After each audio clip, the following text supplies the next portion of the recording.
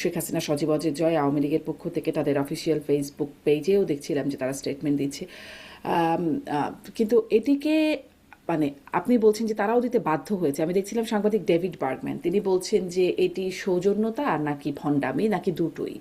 আপনার কাছে আসলে কি মনে হয়, এটি সৌজন্যতা, তারা আসলেই তারা তাদের একটা রিয়েলাইজেশন, নাকি না, ডেভিড বার্গম্যান যেমনটি আর একটা বলছেন, আসলে কি না, মনে হয়? রিয়েলাইজেশন বলছি না, দিতে বাধ্য হয়েছে কিন্তু রিয়েলাইজেশনের জন্য বলছি না। No way. যেমন মানে শেখ হাসিনা বলছেন গণতন্ত্র লড়াই, গণতন্ত্র লড়াইয়ের একটা সবচেয়ে বড় একটা অংশ তিনি শেখ হাসিনার বিরুদ্ধে করেছেন।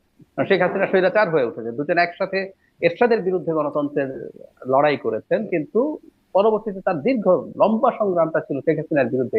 আমি বাধ্য হয়েছেন এই অর্থে বলতে চাইছি, আওয়ামী লীগ যেহেতু এখন ব্যাকফুটে আছে, আমি কোনো একটা সময় বাংলাদেশের রাজনীতিতে প্রাসঙ্গিক হয়ে উঠতে চাই, তাই তারা মুখোশ করে হলেও, তারা ভণ্ডামি করে হলেও এই কাজটা করতে হচ্ছে। আমি এটা বলছি যে বেগম খালেদা যে স্টেচার এমন একটা জায়গায় গেছে এখন, তাকে এইভাবে না বলে আওয়ামী লীগ তার ভবিষ্যৎ রাজনীতি আসলে চিন্তা করতে পারছে না, বাধ্য হয়েছে। আমি কথাটা এই কারণে বাধ্য হয়েছে বলছি, এটা রিয়েলাইজেশন না।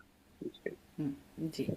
আম, এবং তার জানাজায় যেখানে দেখলাম যে আসলে অজস্র মানে জনস্রোতটা তো দেখা গেছে যে দেখছিলাম, টেলিভিশনের রিপোর্টাররা বলছেন যে ক্যামেরায় আটানো যাচ্ছে না, এতটা জনস্রোত এত বা এত জনসমুদ্র সেখানে। আহ, আমরা দেখলাম বিদেশি রাষ্ট্রনেতা অনেকেই আসছেন, রাষ্ট্রের বিভিন্ন রাষ্ট্রের গুরুত্বপূর্ণ নেতারা আসছেন।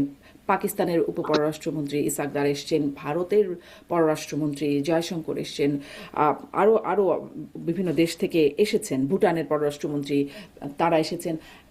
এটিকে আসলে আপনি কিভাবে দেখছেন? এবং এর মধ্যে একটা বিশেষ ব্যাপার হচ্ছে ভারতের পররাষ্ট্রমন্ত্রী, নিশ্চয়ই একদম মনে হয় যে একদম। একটা শত্রুতাপূর্ণ সম্পর্ক একরকমের একটা পৌঁছে গেছে বাংলাদেশের সাথে। সেখানে এই সময় পররাষ্ট্রমন্ত্রী এসে আসলেন, তারেক রহমানের সাথে দেখা হলো, কথা বলেন, মানে কি বিশেষ বার্তা কিনা। এবং একই সাথে পাকিস্তান এবং ভারতের প্রধানমন্ত্রী বাংলাদেশ, মানে দুঃখিত, পররাষ্ট্রমন্ত্রী বাংলাদেশে। জি, কি একদম বলবেন? তাই। আপনি জয়শঙ্করকে আলাদা করে দিলেন, আপনি আলাদা না করলে আমি নিজে আলাদা করে বলতাম। বাকি যারা এসেছেন প্রেডিক্টেবল। একটা কথা একটু আগে বলে রাখি, আমাদের ইসলামের নিয়ম অনুযায়ী মৃত মানুষকে যত দ্রুত দাফন করা যায় সেটা স্ট্রংলি সাজেস্ট করা হয়। কিন্তু একটু দেরি যদি হতো, আমি ধারণা করি আরো অনেক বিশ্ব নেতা বাংলাদেশে আসতেন, বিভিন্ন দেশের প্রতিনিধিরা বাংলাদেশে আসতেন। এটা দুটো কারণ: বেগম খালেদা জিয়ার তার ব্যক্তিগত অ্যাচিভমেন্ট, মানে বাংলাদেশের মতো একটা দেশে, ইসলাম বা মুসলিম সংখ্যাগরিষ্ঠ একটা দেশে একজন নারী প্রধানমন্ত্রী দীর্ঘ সময় তিনি কাজ করেছেন।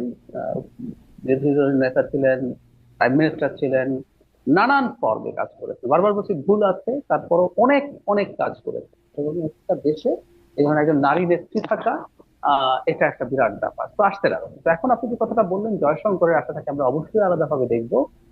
বিশেষ করে বিএনপির সাথে না, ডক্টর ইউনূস সরকারের সাথে তাদের সম্পর্ক প্রায় শত্রুতাপূর্ণ অবস্থায় চলে গেছে। এবং আমরা কিছুদিন আগেই রাষ্ট্রদূত মানে হাই কমিশনারদেরকে ডাকাডাকি, হুম। তাদেরকে তলব করে নানান রকম শক্ত কথা বলা টলা চলছিল। এমনকি বাংলাদেশের হাই কমিশনারকে বাংলাদেশে ডেকে আনা হয়েছে পরিস্থিতি ব্রিফিং এর জন্য। কিন্তু আমি ধারণা করি জয়শঙ্কর এই কাজটা একটা কারণে করছে। আপনাদের নিশ্চয়ই মনে আছে বেগম খালেদা জিয়ার মৃত্যু তো বটেই, তার শরীরের অবস্থা যখন খুব খারাপ ছিল, খুবই খারাপ অবস্থায় গেছে, তখনও একবার নরেন্দ্র মোদী একটা স্টেটাস দিয়েছিলেন। সেই স্টেটাসেও তিনি খুবই সফটলি, তিনি ভালোভাবে পজিটিভলি কথা বলেছেন। আর তার মৃত্যুর পরে যে স্টেটাস সেখানে তো আছেই। তার মানে ভারতের দিক থেকে এই বার্তাটা তারা দিতে চাইছেন, ভারতের অন্তত এই রিয়েলাইজেশন হয়েছে এবং এটা হতে হবে আসলে। বাংলাদেশের সাথে ভারতের রক্তের রাখি বন্ধনের সম্পর্ক টম্পর্ক এইগুলো আসলে কখনোই হয় না, কোনোভাবেই হয় না। কিন্তু দুটো দেশের মধ্যে কখনো কখনো আপনার ওয়ার্কিং রিলেশনশিপ, ব্যবসা বাণিজ্য ভিত্তিক, কখনো কখনো স্ট্র্যাটেজিক রিলেশনশিপ হতে পারে, এই ধরনের হতে পারে। এখন পরিস্থিতি যে জায়গায় গেছে, ভারত অন্তত একটা ওয়ার্কিং রিলেশনশিপে ফিরতে চায়। কারণ যেহেতু বিএনপি মানে নির্বাচন হলে বিএনপি ক্ষমতায় যাবে বলে পপুলার পারসেপশন আছে, সেই কারণে তারা বিএনপির সাথে এনগেজমেন্টটা করে রাখতে চায় এবং এই সদিচ্ছাটা তারা আসলে দেখাতে চেয়েছে। এটাই প্রধান কারণ। আর পাকিস্তানের বা অন্যান্য যারা এসেছে একটু প্রেডিক্টেবল, কারণ পাকিস্তানের সাথে বর্তমান তত্ত্বাবধায়ক সরকারের, অন্তর্বর্তীকালীন সরকারের বেশ সুসম্পর্ক আছে। আমি কিন্তু এটা নেগেটিভ অর্থে বলছি না। হুম, হুম, হুম। ভারতের চাপে একসময় পাকিস্তানের সাথে আমরা কোনো সম্পর্কই রক্ষা করতে পারছিলাম না। মানে ভারত আর বাংলাদেশ আর পাকিস্তানের প্রসঙ্গে মনে পড়লো, সরাসরি জাহাজ চলাচলের জন্য নন ট্যারিফ ব্যারিয়ার আছে, আপনি সবগুলো মেশিন দিয়ে স্ক্যান করতে পারবেন, কিন্তু পাকিস্তান থেকে কন্টেইনার আসলেই সেটা ম্যানুয়ালি স্ক্যান করতে হবে। এই নন ট্যারিফ ব্যারিয়ার বসিয়েছেন যাতে পাকিস্তান থেকে কেউ ঠিক মতো ইম্পোর্ট না করে। এরকম নানান নন ট্যারিফ ব্যারিয়ার ট্যারিয়ার দিয়ে এগুলো প্রবলেম ছিল, আমাদের এই যোগাযোগগুলো করতে হবে। পাকিস্তান থেকে আমরা আর্টিলারি শেল কিনছি, সেটা নিয়েও ভারতের শোরগোল হচ্ছে। আমরা চাইনিজ যে ক্যানন ব্যবহার করি বা গান বলে মিলিটারিতে, সেটার জন্য তেল পাকিস্তান প্রচুর তৈরি হুম। করে।